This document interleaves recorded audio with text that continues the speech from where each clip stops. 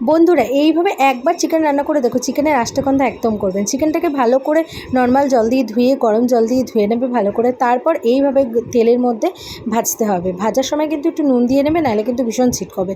তারপর মাংসগুলোকে তুলে নিয়ে টক দই, একে এক সব মশলা মেশাবে। টক দই, জিরে গুঁড়ো, হলুদ গুঁড়ো, গরম মশলা গুঁড়ো, লঙ্কা গুঁড়ো সব কিছু দিয়ে ভালো করে একটুখানি নুন দিয়ে ভালো করে মিশিয়ে নেবে, মেখে রাখবে। তারপর সেই তেলের মধ্যে তেজপাতা, একটু গরম মশলা, গোটা গরম মশলা দেবে। আর তারপর পেঁয়াজ দিয়ে দেবে। পেঁয়াজ কুচি দিয়ে একটুখানি নুন আর চিনি দিয়ে নেবে, যাতে কালারটা আসে। পেঁয়াজটা হালকা ভাজা হয়ে গেলে তার মধ্যে দিয়ে দেবে টমেটো আর একটু নুন দিয়ে দেবে, টমেটোটা যাতে ভালো করে হয়ে যায়। তারপর তার মধ্যে দিয়ে দেবে আদা আর রসুন পেস্ট করে ভালো করে কষাবে। কষানো হয়ে গেলে মাংসটা, যে ম্যারিনেট করা চিকেনটা রয়েছে সেটা কিন্তু দিয়ে দেবে।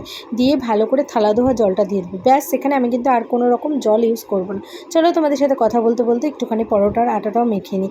তো এই কটা দেখো, তোমাদের সাথে কথা বলতে বলতে আটাটাও মাখা হয়ে গেল।